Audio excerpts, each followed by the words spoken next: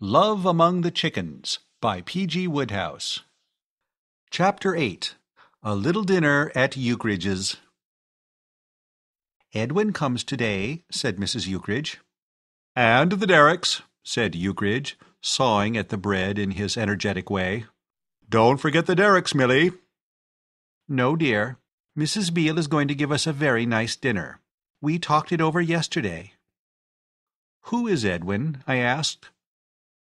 We were finishing breakfast on the second morning after my visit to the Derricks. I had related my adventures to the staff of the farm on my return, laying stress on the merits of our neighbors and their interest in our doings, and the hired retainer had been sent off next morning with a note from Mrs. Eucridge inviting them to look over the farm and stay to dinner. "Edwin," said Eucridge. "Oh, beast of a cat." "Oh, Stanley," said Mrs. Eucridge plaintively. "He's not. He's just a dear, Mr. Garnet. A beautiful, purebred Persian. He has taken prizes." "He's always taking something. That's why he didn't come down with us."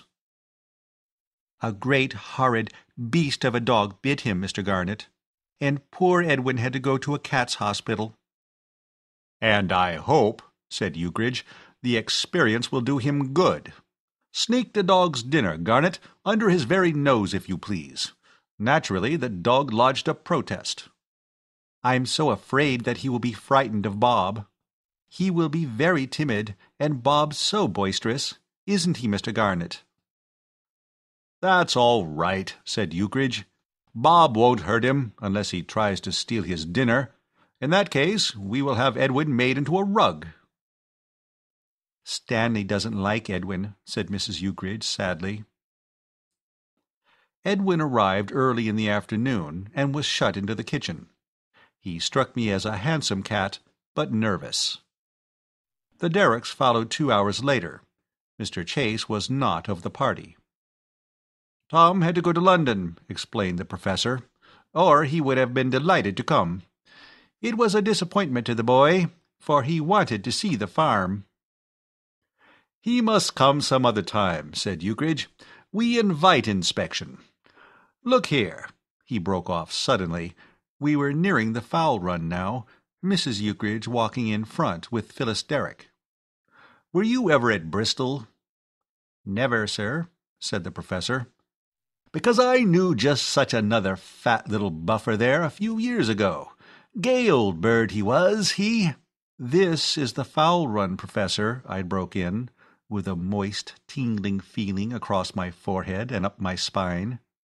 I saw the professor stiffen as he walked, while his face deepened in color. Eucridge's breezy way of expressing himself is apt to electrify the stranger. "You will notice the able way, in which the wire netting is arranged," I continued feverishly. "Took some doing that. By Jove, yes, it was hot work. Nice lot of fowls, aren't they? Rather a mixed lot, of course. That's the dealer's fault, though. We are getting quite a number of eggs now. Hens wouldn't lay at first, couldn't make them." I babbled on, till from the corner of my eye I saw the flush fade from the professor's face and his back gradually relax its poker-like attitude. The situation was saved for the moment, but there was no knowing what further excesses Eucridge might indulge in. I managed to draw him aside as we went through the fowl run and expostulated. "For goodness' sake, be careful," I whispered. "You've no notion how touchy he is." "But I said nothing," he replied, amazed. "Hang it, you know nobody likes to be called a fat little buffer to his face." "What? My dear old man, nobody minds a little thing like that. We can't be stilted and formal. It's ever so much more friendly to relax and be chummy." Here we rejoined the others, and I was left with a leaden foreboding of gruesome things in store. I knew what manner of man Eucridge was when he relaxed and became chummy. Friendships of years' standing had failed to survive the test. For the time being, however, all went well. In his role of lecturer he offended no one, and Phyllis and her father behaved admirably. They received his strangest theories without a twitch of the mouth. "Ah," the professor would say, "now is that really so? Very interesting indeed." Only once, when Euclid was describing some more than usually original device for furthering the interests of his fowls, did a slight spasm disturb Phyllis's look of attentive reverence. "And you really have no previous experience in chicken farming," she said. "None," said Euclid, beaming through his glasses. "Not an atom. But I can turn my hand to anything, you know. Things seem to come naturally to me somehow." "I see," said Phyllis. It was while matters were progressing with this beautiful smoothness that I observed the square form of the hired retainer approaching us. Somehow, I cannot say why, I had a feeling that he had come with bad news. Perhaps it was his air of quiet satisfaction which struck me as ominous. "Beg pardon, Mr. Euclid, sir." Euclid was in the middle of a very eloquent excursus on the feeding of fowls, a subject on which he held views of his own as ingenious as they were novel. The interruption annoyed him. "Well, Beale," he said, "what is it?" "That there cat, sir, what came today." "Oh, Beale," cried Mrs. Euclid in agitation, "what has happened?" "Having something to say to the missus." "What has happened? Oh, Beale, don't say that Edwin has been hurt. Where is he? Oh, poor Edwin." "Having something to say to the missus. If Bob has bitten him, I hope he had his nose well scratched," said Mrs. Euclid vindictively. "Having something to say to the missus," resumed the hired retainer tranquilly. "I went into the kitchen 10 minutes back. The cat was sitting on the mat." Beale's narrative style closely resembled that of a certain book I had read in my infancy. I wish I could remember its title. It was a well-written book. "Yes, Beale, yes," said Mrs. Euclid. "Oh, do go on." "Hullo, Puss," I says to him, "and how are you?" "Be careful," says the missus. "He's that timid," she says. "You wouldn't believe," she says. "He's only just settled down, as you may say," she says. "Ho, don't you fret," I says to her. "Him and me understands each other. Him and me," I says, "is old friends. He's my dear old pal, Corporal Banks." She grinned at that, ma'am, Corporal Banks being a man we'd had many a early laugh at in their old days. He was, in a manner of speaking, a joke between us. "Oh, do go on, Beale. What has happened to Edwin?" The hired retainer proceeded in calm, even tones. "We was talking there, ma'am, when Bob, what had followed me unknown, trotted in. When the cat catched sight of him sniffing about, there was such a spitting and swearing as you never heard. And blowed," said Mr. Beale amusedly, "blowed if the old cat didn't give one jump and move in quick time up the chimney, where he now remains, paying no heed to the missus' attempts to get him down again." Sensation, as they say in the reports. "But he'll be cooked," cried Phyllis, open-eyed. "No, he won't, nor will our dinner. Mrs. Beale always lets the kitchen fire out during the afternoon, and how she's going to light it with that." There was a pause while one might count 3. It was plain that the speaker was struggling with himself. "That cat," he concluded safely, "up the chimney. It's a cold dinner we'll get tonight if that cat doesn't come down." The professor's face fell. I had remarked on the occasion when I had lunched with him his evident fondness for the pleasures of the table. Cold, impromptu dinners were plainly not to his taste. We went to the kitchen in a body. Mrs. Beale was standing in front of the empty grate, making seductive cat noises up the chimney. "What's all this, Mrs. Beale?" said Euclid. "He won't come down, sir, not while he thinks Bob's about. And how I'm to cook dinner for 5 with him up the chimney, I don't see, sir." "Prod at him with the broom handle, Mrs. Beale," said Euclid. "Oh, don't hurt poor Edwin," said Mrs. Ukridge. "I have tried that, sir, but I can't reach him, and I'm only been and drove him up further. What must be," added Mrs. Beale philosophically, "must be. He may come down of his own accord in the night, being hungry." "Then what we must do," said Ukridge in a jovial manner, which to me at least seemed out of place, "is to have a regular jolly picnic dinner, what? Whack up whatever we have in the larder and eat that." "A regular jolly picnic dinner," repeated the professor gloomily. I could read what was passing in his mind. Remorse for having come at all, and a faint hope that it might not be too late to back out of it. "That would be splendid," said Phyllis. I think, my dear sir," said her father, "it would be hardly fair for us to give any further trouble to Mrs. Ukridge and yourself. If you will allow me, therefore, I will—" Ukridge became gushingly hospitable. He refused to think of allowing his guest to go empty away. He would be able to whack up something, he said. There was quite a good deal of the ham left, he was sure. He appealed to me to endorse his view that there was a tin of sardines, and a part of a cold fowl, and plenty of bread and cheese. "And after all," he said, speaking for the whole company in the generous, comprehensive way enthusiasts have, "what more do we want in weather like this? A nice, light, cold dinner is ever so much better for us than a lot of hot things." We strolled out again into the garden, but somehow things seemed to drag. Conversation was fitful, except on the part of Ukridge, who continued to talk easily on all subjects, unconscious of the fact that the party was depressed and at least one of his guests rapidly becoming irritable. I watched the professor furtively as Ukridge talked on, and that ominous phrase of Mr. Chase's concerning 4.7 guns kept coming into my mind. If Ukridge were to tread on any of his pet corns, as he might at any minute, there would be an explosion.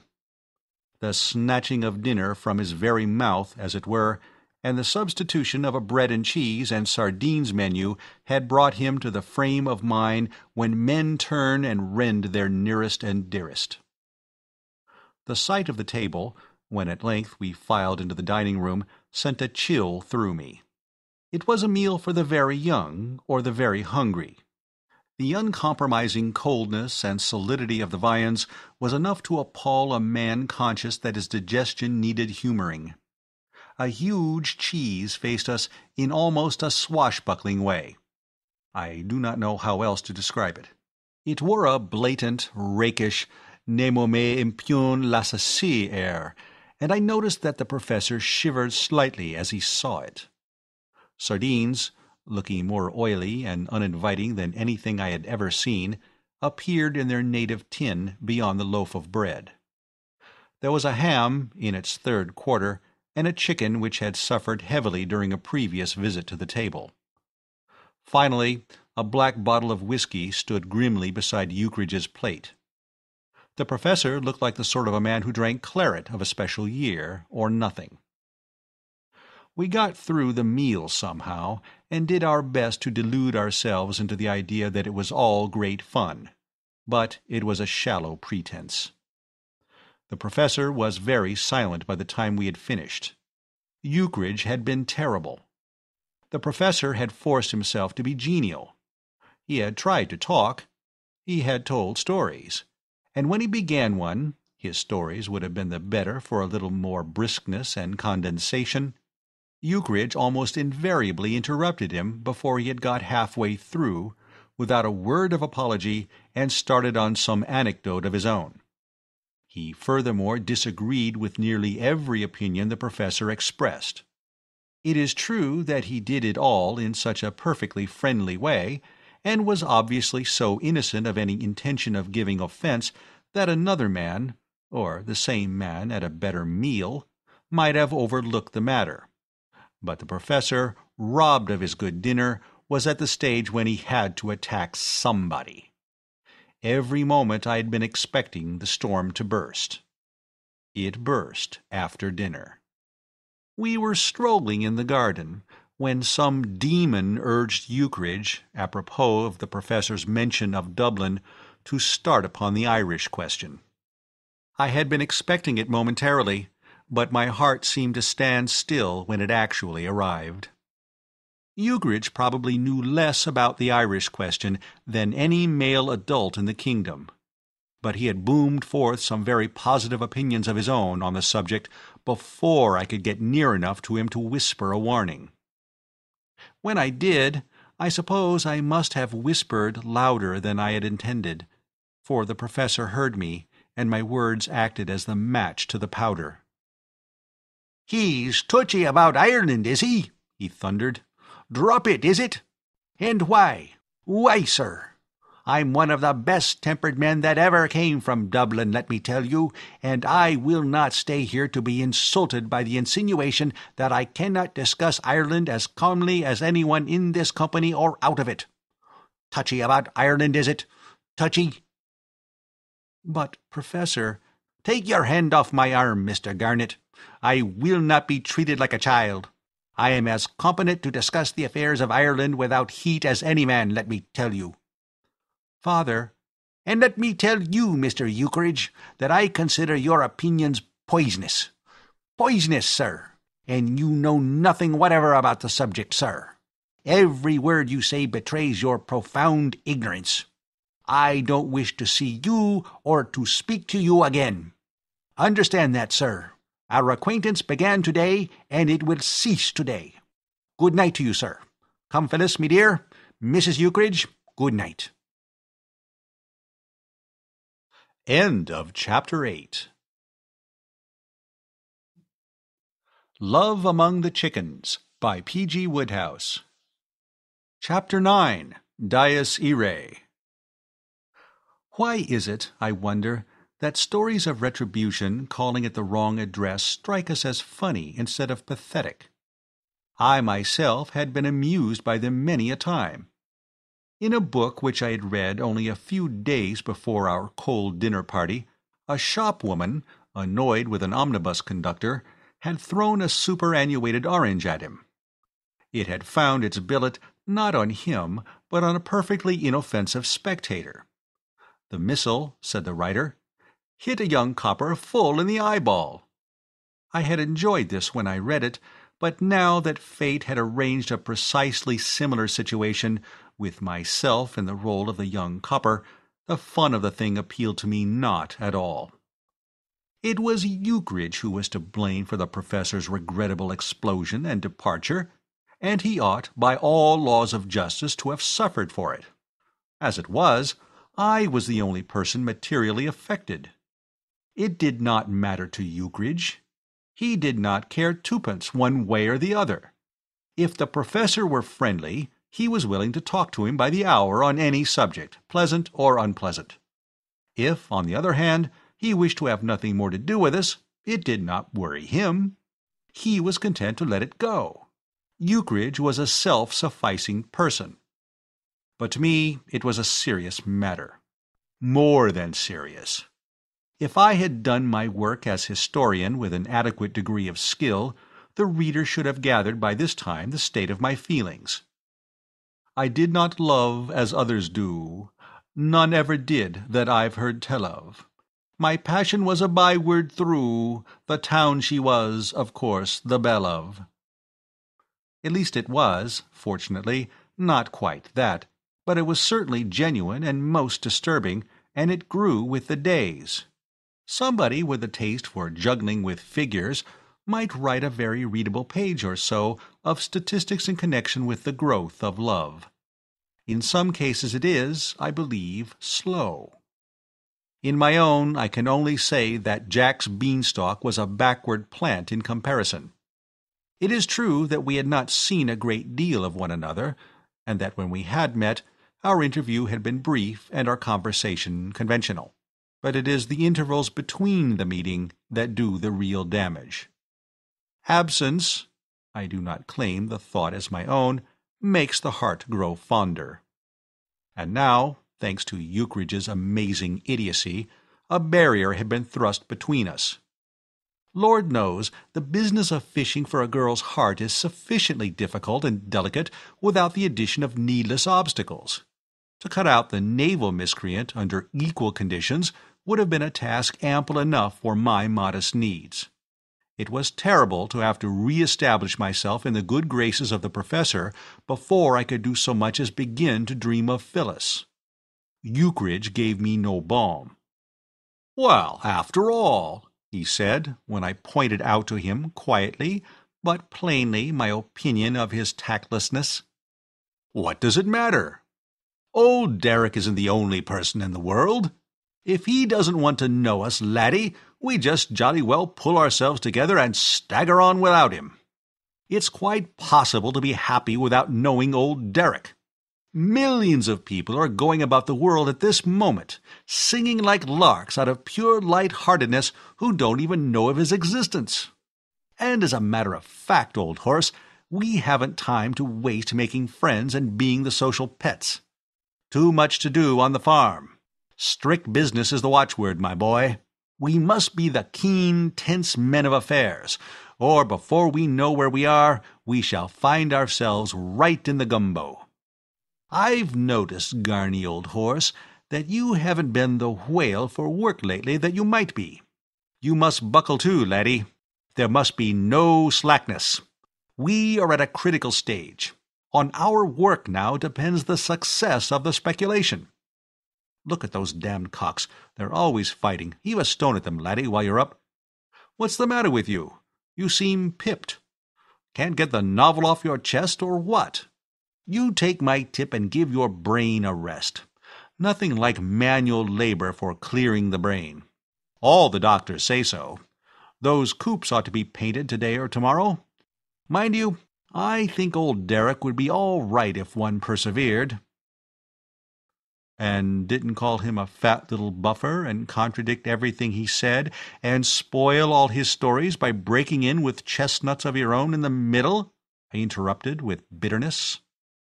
"My dear old son, he didn't mind being called a fat little buffer. You keep harping on that. It's no discredit to a man to be a fat little buffer.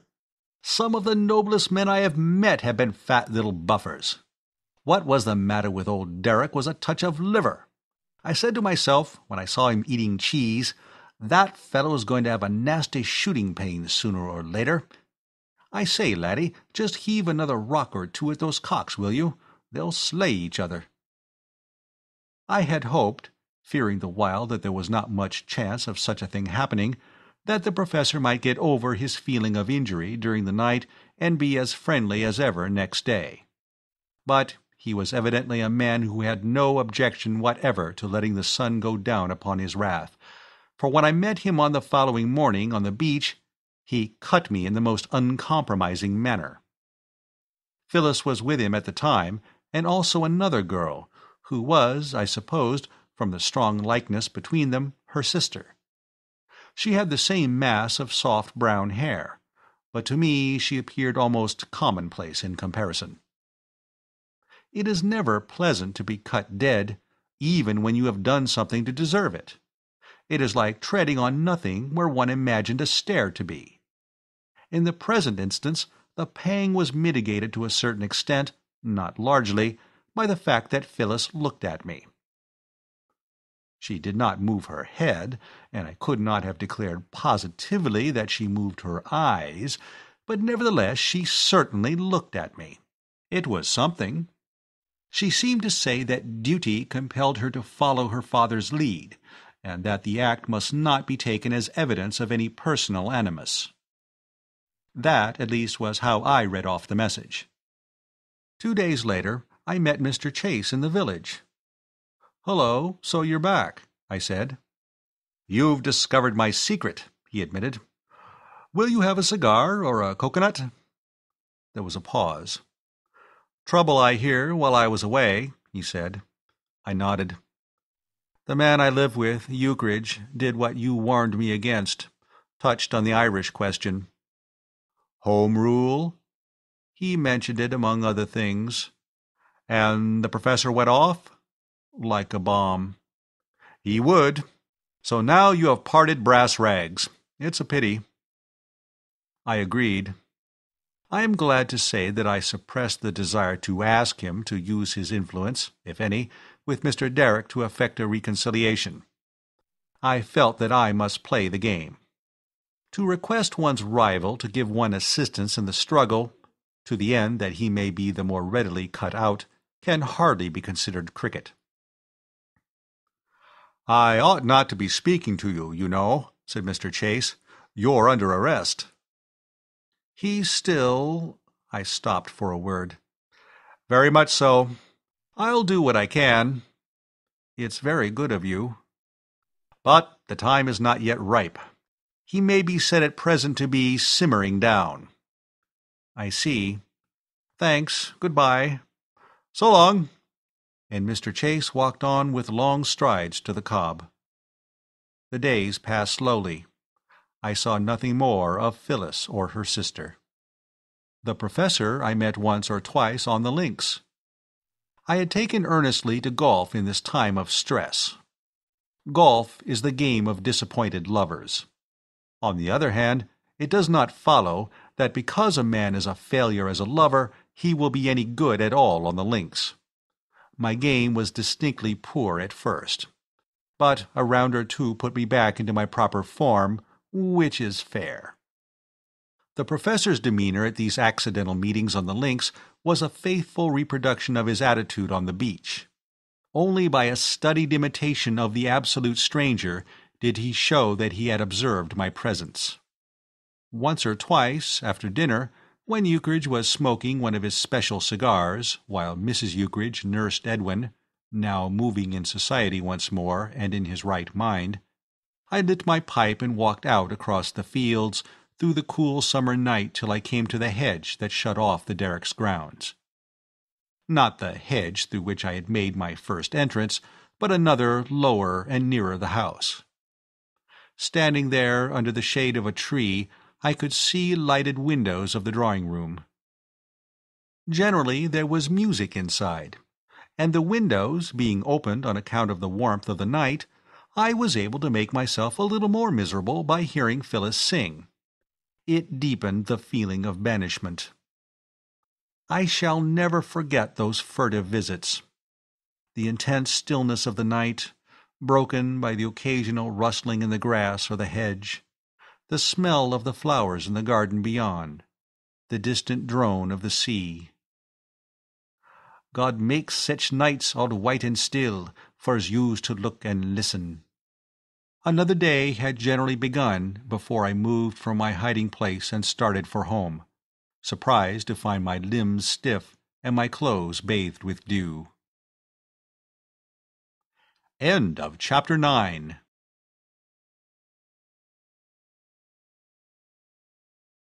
Love Among the Chickens by P.G. Wodehouse. Chapter 10. I Enlist the Services of a Minion. It would be interesting to know to what extent the work of authors is influenced by their private affairs. If life is flowing smoothly, are the novels they write in that period of content colored with optimism? And if things are running crosswise, do they work off the resultant gloom on their faithful public? If, for instance, Mr. W. W. Jacobs had a toothache, would he write like Hugh Walpole? If Maxim Gorky were invited to lunch by Trotsky to meet Lenin, would he sit down and dash off a trifle in the vein of Stephen Leacock? Probably the eminent have the power of detaching their writing self from their living workaday self, but, for my own part, the frame of mind in which I now found myself had a disastrous effect on my novel that was to be.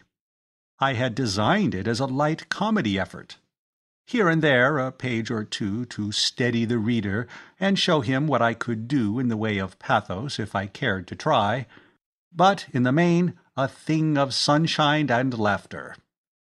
But now great slabs of gloom began to work themselves into the scheme of it. A magnificent despondency became its keynote. It would not do. I felt that I must make a resolute effort to shake off my depression. More than ever, the need of conciliating the professor was borne in upon me. Day and night I spurred my brain to think of some suitable means of engineering a reconciliation.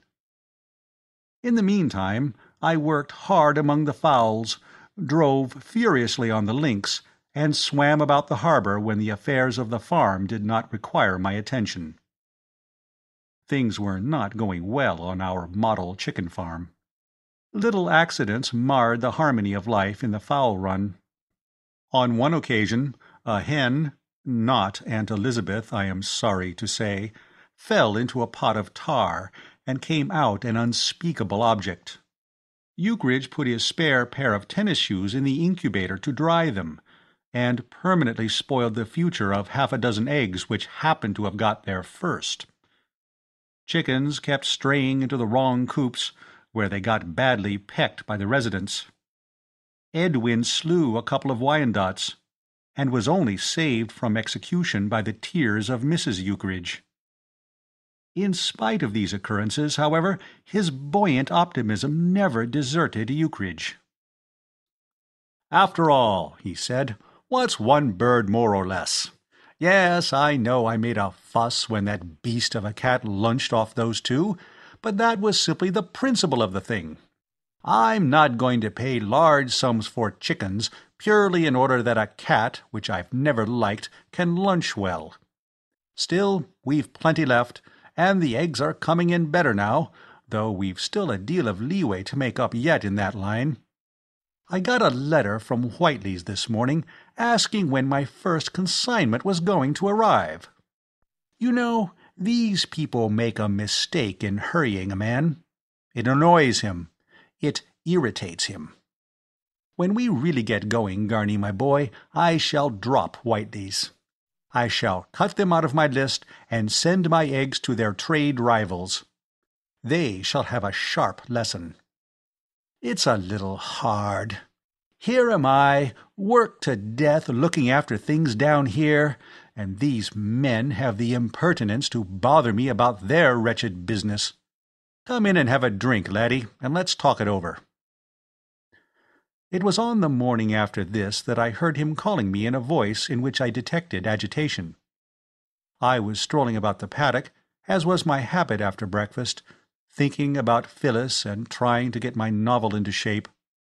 I had just framed a more than usually murky scene for use in the earlier part of the book, when Eucridge shouted to me from the fowl run. "Garney, come here. I want you to see the most astounding thing." "What's the matter?" I asked. "Blast if I know. Look at these chickens.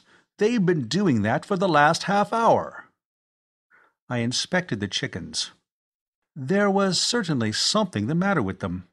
They were yawning, broadly, as if we bored them. They stood about singly and in groups, opening and shutting their beaks. It was an uncanny spectacle. "What's the matter with them?" "Can a chicken get a fit of the blues?" I asked. "Because if so, that's what they've got. I've never seen a more bored-looking lot of birds."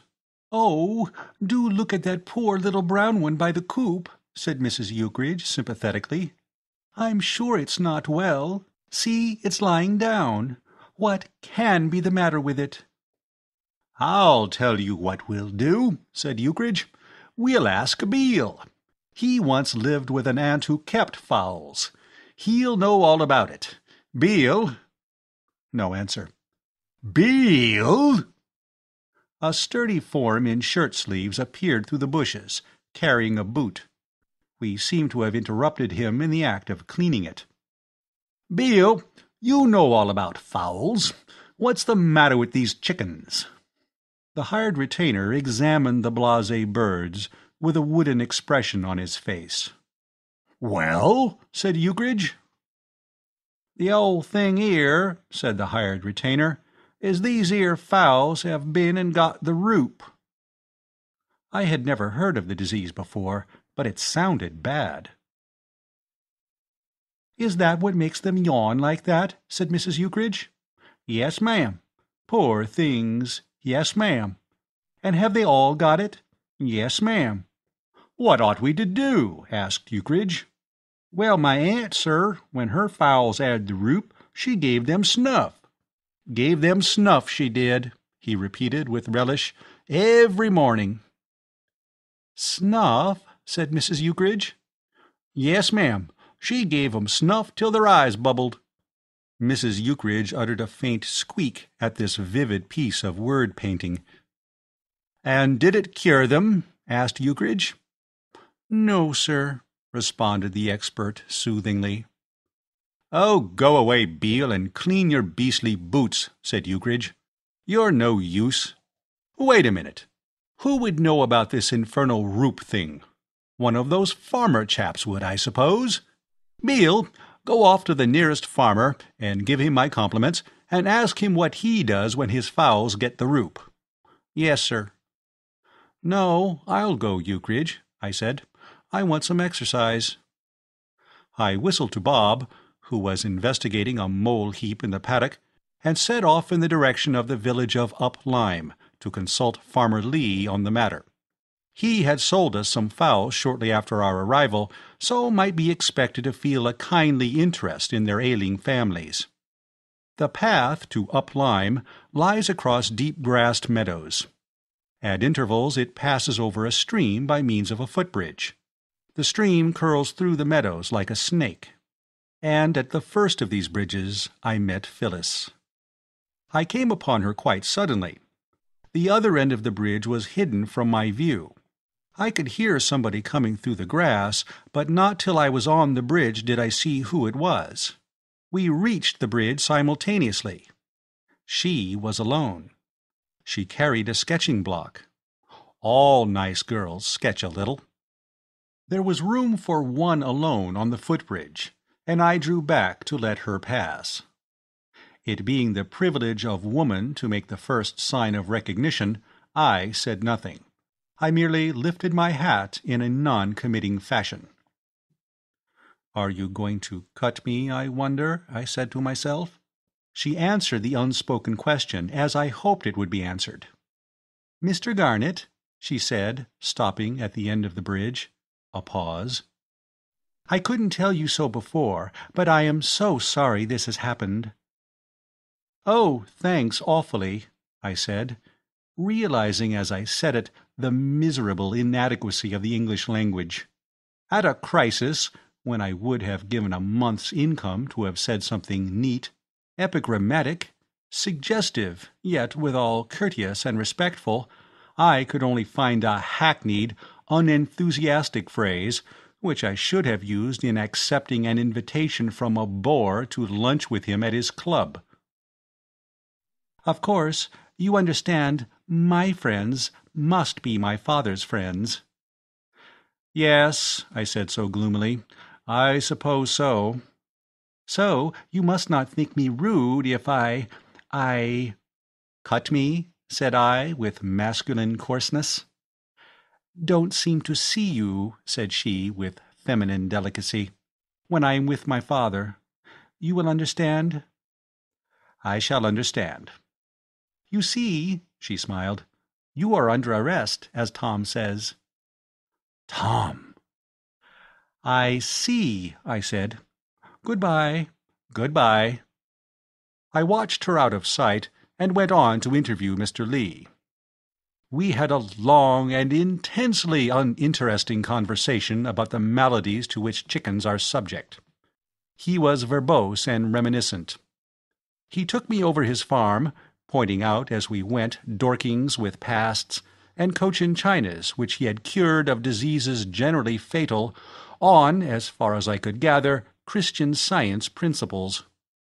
I'd left at last with instructions to paint the throats of the stricken birds with turpentine, a task imagination boggled at, and one which I proposed to leave exclusively to Eucridge and the hired retainer, and also a slight headache. A visit to the Cobb would, I thought, do me good. I had missed my bathe that morning, and was in need of a breath of sea air. It was high tide, and there was deep water on 3 sides of the Cobb. In a small boat in the offing, Professor Derrick appeared, fishing. I had seen him engaged in this pursuit once or twice before. His only companion was a gigantic boatman, by name Harry Hawke, possibly a descendant of the gentleman of that name who went to Widdicombe Fair with Bill Brewer and old Uncle Tom Cobley and all on a certain memorable occasion, and assisted at the fatal accident to Tom Pierce's grey mare. I sat on the seat at the end of the cob and watched the professor. It was an instructive sight, an object lesson to those who hold that optimism has died out of the race. I had never seen him catch a fish. He never looked to me as if he were at all likely to catch a fish, yet he persevered. There are few things more restful than to watch someone else busy under a warm sun. As I sat there, my pipe drawing nicely as the result of certain explorations conducted that morning with a straw, my mind ranged idly over large subjects and small. I thought of love and chicken farming. I mused on the immortality of the soul and the deplorable speed at which 2 ounces of tobacco disappeared. In the end, I always returned to the professor. Sitting, as I did, with my back to the beach, I could see nothing but his boat. It had the ocean to itself. I began to ponder over the professor. I wondered dreamily if he were very hot.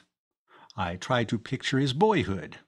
I speculated on his future and the pleasure he extracted from life. It was only when I heard him call out to Hawke to be careful, when a movement on the part of that oarsman set the boat rocking, that I began to weave romances round him in which I myself figured. But, once started, I progressed rapidly. I imagined a sudden upset. Professor struggling in water. Myself, heroically, "Courage, I'm coming!" A few rapid strokes. Saved! Sequel, a subdued professor, dripping salt water and tears of gratitude, urging me to become his son-in-law. That sort of thing happened in fiction. It was a shame that it should not happen in real life. In my hot youth, I once had 7 stories in 7 weekly penny papers in the same month, all dealing with a situation of the kind. Only the details differed.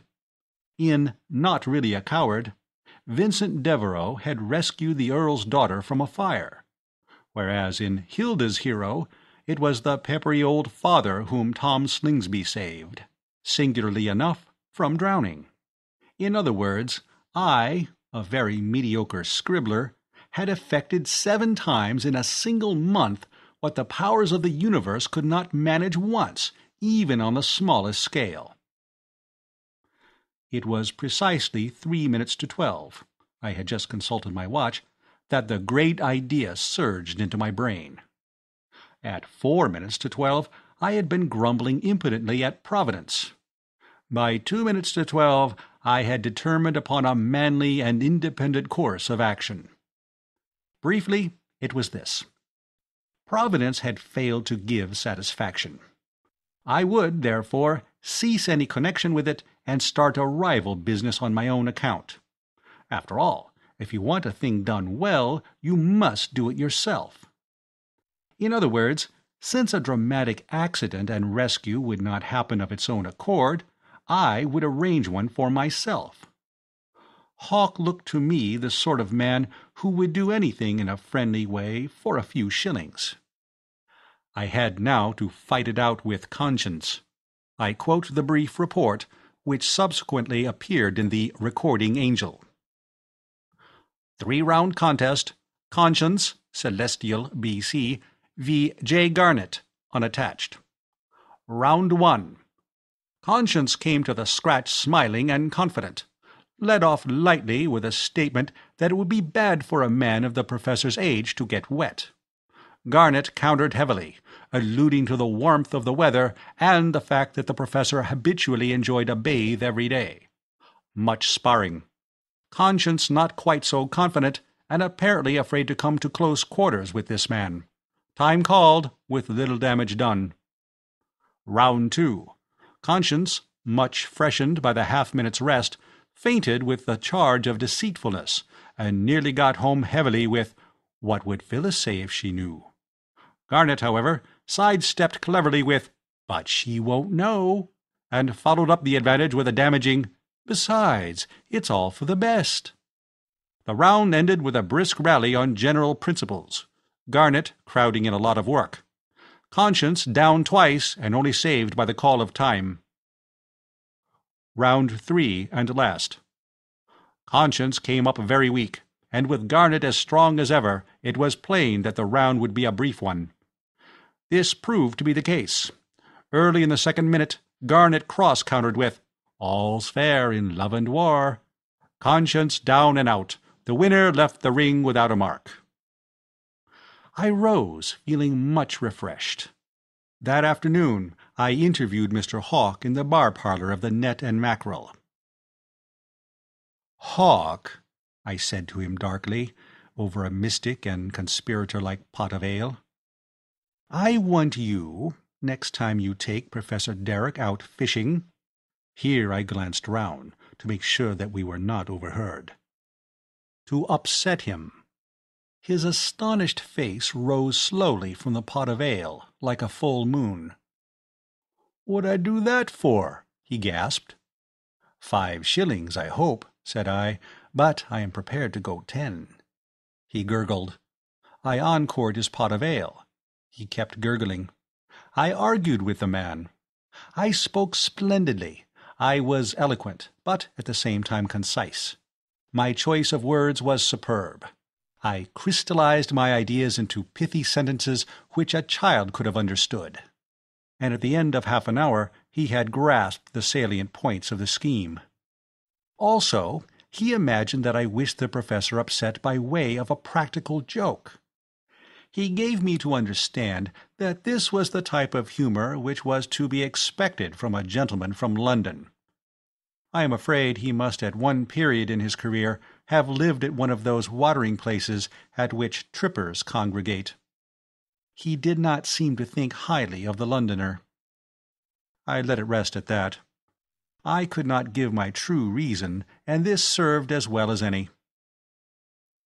At the last moment he recollected that he too would get wet when the accident took place, and he raised the price to a sovereign. A mercenary man. It is painful to see how rapidly the old simple spirit is dying out of our rural districts. 20 years ago, a fisherman would have been charmed to do a little job like that for a screw of tobacco. End of Chapter 10.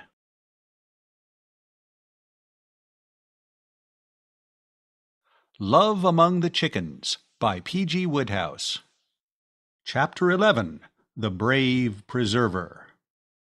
I could have wished, during the next few days, that Mr. Harry Hawkes's attitude towards myself had not been so unctuously confidential and mysterious. It was unnecessary, in my opinion, for him to grin meaningly when we met in the street. His sly wink when we passed each other on the cob struck me as an indifferent taste. The thing had been definitely arranged, 10 shillings down, and 10 when it was over, and there was no need for any cloak and dark lantern effects. I objected strongly to being treated as the villain of a melodrama. I was merely an ordinary well-meaning man, forced by circumstances into doing the work of Providence. Mr. Hawkes's demeanour seemed to say, "We are two reckless scoundrels, but bless you, I won't give away your guilty secret." The climax came one morning as I was going along the street towards the beach. I was passing a dark doorway, when out shimmered Mr. Hawke as if he had been a spectre instead of the most substantial man within a radius of 10 miles. "St!" he whispered. "Now look here, Hawke," I said wrathfully, for the start he had given me had made me bite my tongue. "This has got to stop. I refuse to be haunted in this way. What is it now?" "Mr. Derrick goes out this morning, sir."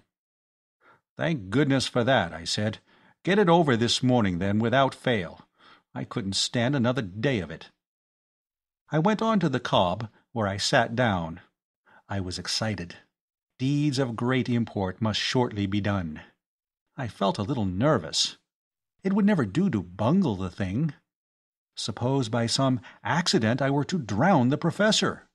Or suppose that, after all, he contented himself with a mere formal expression of thanks, and refused to let bygones be bygones? These things did not bear thinking of. I got up and began to pace restlessly to and fro. Presently, from the farther end of the harbour, there put off Mr. Hawkes's boat, bearing its precious cargo. My mouth became dry with excitement. Very slowly Mr. Hawke pulled round the end of the cob, coming to a standstill some dozen yards from where I was performing my beat. It was evidently here that the scene of the gallant rescue had been fixed. My eyes were glued upon Mr. Hawkes's broad back. Only when going in to bat at cricket have I experienced a similar feeling of suspense. The boat lay almost motionless on the water. I had never seen the sea smoother. Little ripples plashed against the side of the cob. It seemed as if this perfect calm might continue forever. Mr. Hawke made no movement. Then suddenly the whole scene changed to one of vast activity. I heard Mr. Hawke utter a hoarse cry, and saw him plunge violently in his seat. The professor turned half round, and I caught sight of his indignant face, pink with emotion. Then the scene changed again with the rapidity of a dissolving view. I saw Mr. Hawke give another plunge, and the next moment the boat was upside down in the water, and I was shooting head foremost to the bottom, oppressed with the indescribable clammy sensation which comes when one's clothes are thoroughly wet. I rose to the surface close to the upturned boat. The first sight I saw was the sputtering face of Mr. Hawke. I ignored him, and swam to where the professor's head bobbed on the waters. "Keep cool," I said. A silly remark in the circumstances. He was swimming energetically but unskilfully. He appeared to be one of those men who can look after themselves in the water only when they are in a bathing costume. In his shore clothes, it would have taken him a week to struggle to land, if he got there at all, which was unlikely. I knew all about saving people from drowning. We used to practice it with a dummy in the swimming bath at school. I attacked him from the rear, and got a good grip of him by the shoulders. I then swam on my back in the direction of land, and beached him with much éclat at the feet of an admiring crowd. I had thought of putting him under once or twice, just to show him he was being rescued, but decided against such a course as needlessly realistic. As it was, I fancy he had swallowed of sea-water 2 or 3 hearty draughts. The crowd was enthusiastic. "Brave young feller," said somebody. I blushed. This was fame. "Jumped in, he did, sure enough, and saved the gentleman. Be the old soul drownded? That girt fool, Harry Hawke." I was sorry for Mr. Hawke. Popular opinion was against him. What the professor said of him, when he recovered his breath, I cannot repeat. Not because I do not remember it, but because there is a line and one must draw it. Let it be sufficient to say that on the subject of Mr. Hawke he saw eye to eye with the citizen who described him as a girt fool. I could not help thinking that my fellow conspirator did well to keep out of it all. He was now sitting in the boat, which he had restored to its normal position, bailing pensively with an old tin can. To satire from the shore he paid no attention. The professor stood up and stretched out his hand. I grasped it. "Mr. Garnet," he said, for all the world as if he had been the father of the heroine of Hilda's hero, "we parted recently in anger. Let me thank you for your gallant conduct, and hope that bygones will be bygones." I came out strong. I continued to hold his hand. The crowd raised a sympathetic cheer. I said, "Professor, the fault was mine. Show that you have forgiven me by coming up to the farm and putting on something dry." "An excellent idea, me boy. I am a little wet." "A little," I agreed. We walked briskly up the hill to the farm. Eucridge met us at the gate. He diagnosed the situation rapidly. "You're all wet," he said. I admitted it. "Professor Derrick has had an unfortunate boating accident," I explained. "And Mr. Garnet heroically dived in all his clothes, and saved me life," broke in the professor. "A hero, sir. Achoo!" "You're catching cold, old horse," said Eucridge, all friendliness and concern, his little differences with the professor having vanished like thawed snow. "This'll never do. Come upstairs and get into something of Garnet's. My own toggery wouldn't fit, what? Come along, I'll get you some hot water. Mrs. Beale, we want a large can of hot water, at once. What? Yes, immediately. What? Very well, then, as soon as you can. Now then, Garney, my boy, out with the duds. What do you think of this now, Professor? A sweet pretty thing in grey flannel. Here's a shirt. Get out of that wet toggery, and Mrs. Beale shall dry it. Don't attempt to tell me about it till you're changed. Socks forward. Show socks. Here you are. Coat. Try this blazer. That's right. He bustled about till the professor was clothed, then marched him downstairs and gave him a cigar. Now, what's all this? What happened? The professor explained. He was severe in his narration upon the unlucky Mr. Hawke. I was fishing, Mr. Eucridge, with me back turned, when I felt the boat rock violently from one side to the other, to such an extent that I nearly lost me equilibrium, and then the boat upset. The man's a fool, sir. I could not see what had happened, my back being turned, as I say. Garnet must have seen. What happened, old horse? It was very sudden, I said. It seemed to me as if the man had got an attack of cramp. That would account for it. He has the reputation of being a most sober and trustworthy fellow. Never trust that sort of man, said Eucridge. They are always the worst. It's plain to me that this man was beastly drunk, and upset the boat while trying to do a dance. A great curse, drink, said the professor. Why, yes, Mr. Eucridge, I think I will, thank you. That will be enough. Not all the soda, if you please. Ah, this tastes pleasanter than salt water, Mr. Garnet, eh? Ha!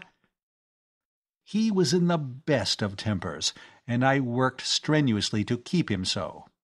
My scheme had been so successful that its iniquity did not worry me.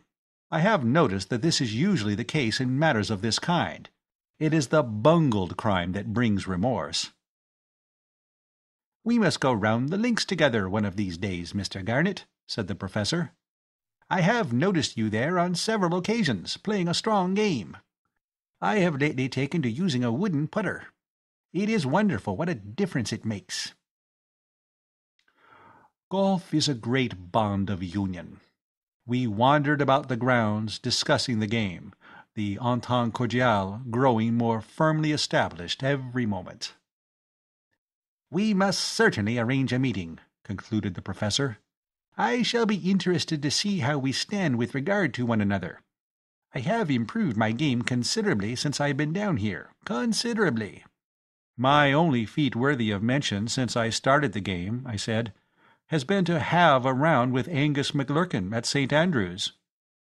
The McLurkin? Asked the professor, impressed. Yes, but it was one of his very off days, I fancy. He must have had gout or something, and I have certainly never played so well since. Still, said the professor. Yes, we must really arrange to meet. With Eucridge, who was in one of his less tactless moods, he became very friendly. Eucridge's ready agreement with his strictures on the erring Hawke had a great deal to do with this. When a man has a grievance, he feels drawn to those who will hear him patiently and sympathize. Eucridge was all sympathy. The man is an unprincipled scoundrel, he said, and should be torn limb from limb. Take my advice, and don't go out with him again. Show him that you are not a man to be trifled with. The spilt child dreads the water, what? Human life isn't safe with such men as Hawke roaming about. "You are perfectly right, sir. The man can have no defence. I shall not employ him again." I felt more than a little guilty while listening to this duet on the subject of the man whom I had lured from the straight and narrow path. But the professor would listen to no defence. My attempts at excusing him were ill received. Indeed, the professor shewed such signs of becoming heated that I abandoned my fellow conspirator to his fate with extreme promptness. After all, an addition to the stipulated reward, one of these days, would compensate him for any loss which he might sustain from the withdrawal of the professor's custom. Mr. Harry Hawke was in good enough case. I would see that he did not suffer. Filled with these philanthropic feelings, I turned once more to talk with the professor of niblicks and approach shots and holes done in 3 without a brassey. We were a merry party at lunch, a lunch, fortunately, in Mrs. Beale's best vein, consisting of a roast chicken and sweets. Chicken had figured somewhat frequently of late on our daily bill of fare. We saw the professor off the premises in his dried clothes, and I turned back to put the fowls to bed in a happier frame of mind than I had known for a long time. I whistled ragtime airs as I worked. "Rum, old buffer," said Eucridge meditatively, pouring himself out another whiskey and soda. "My goodness, I should have liked to have seen him in the water. Why do I miss these good things?" End of Chapter 11.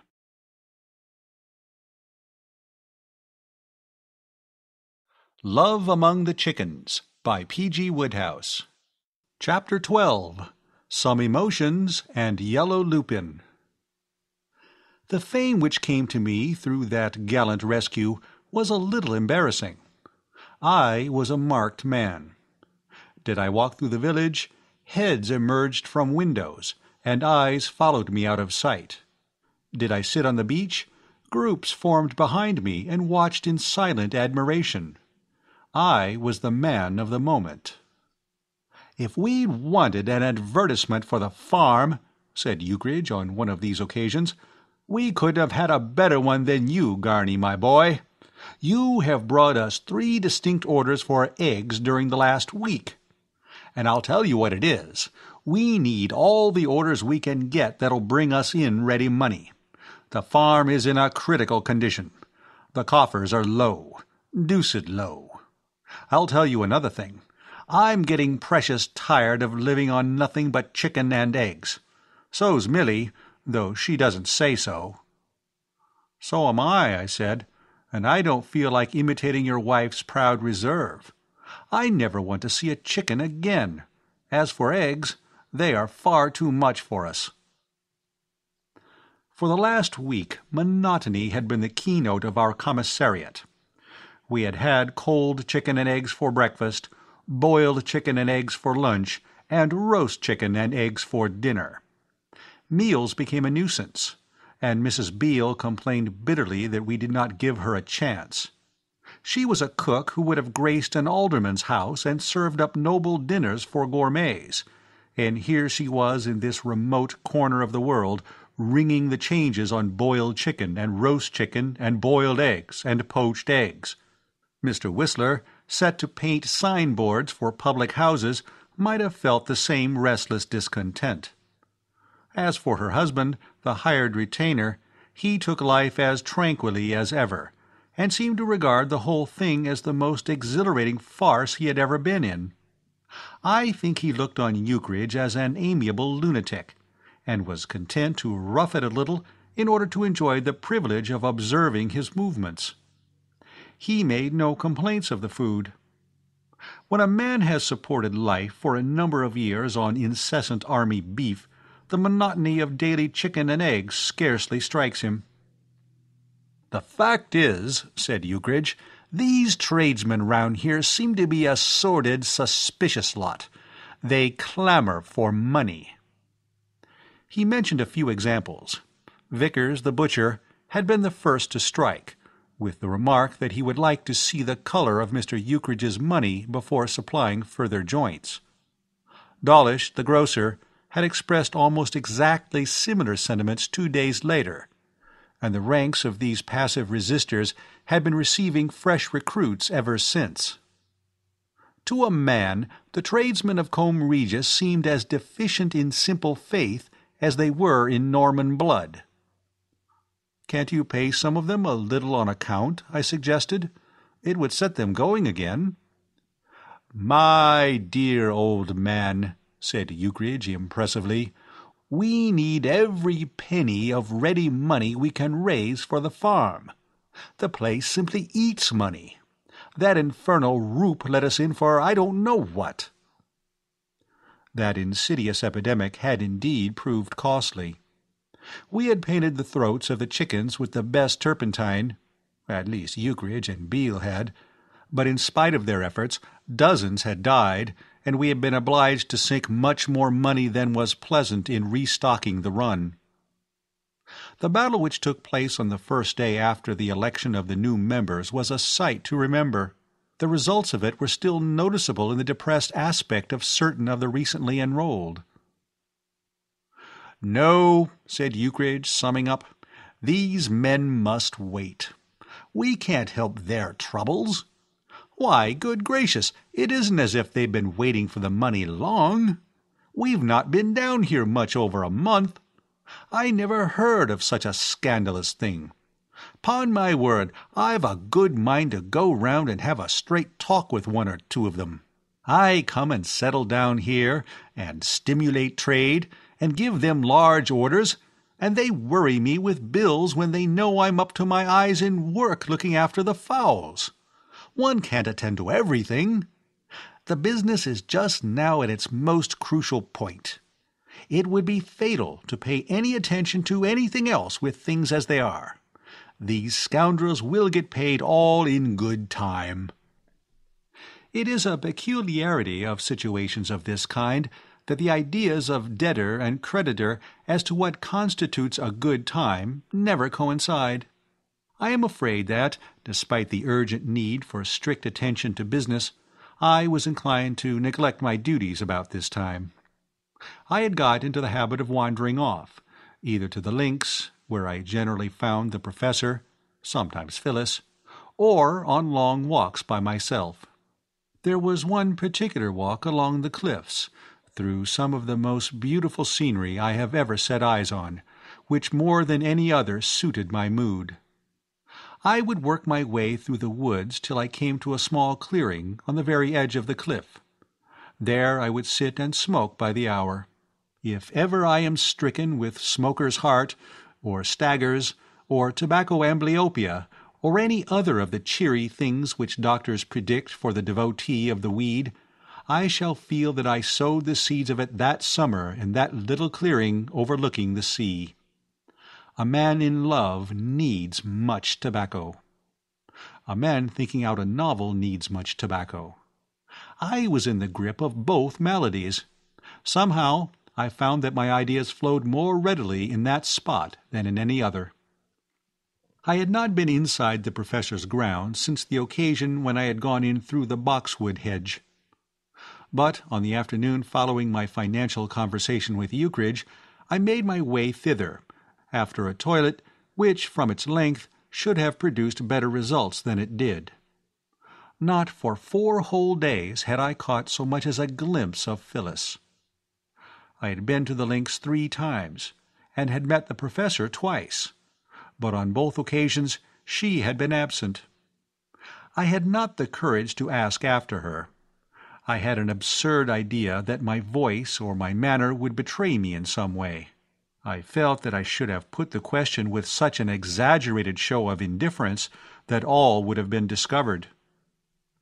The professor was not at home, nor was Mr. Chase, nor was Miss Nora Derrick, the lady I'd met on the beach with the professor.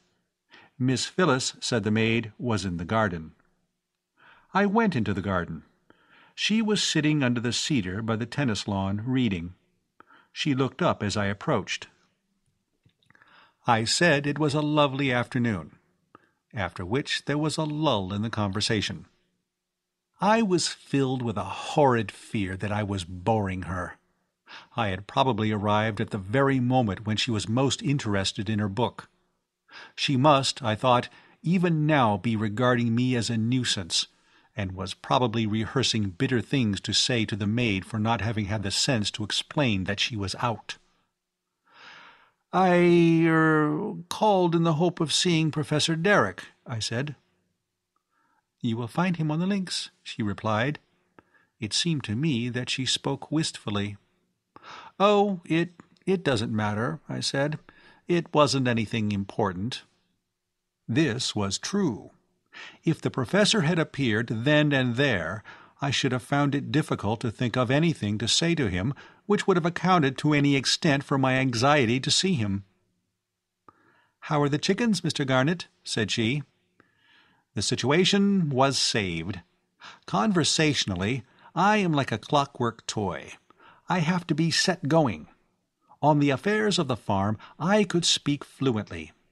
I sketched for her the progress we had made since her visit. I was humorous concerning Roop, epigrammatic on the subject of hired retainer and Edwin.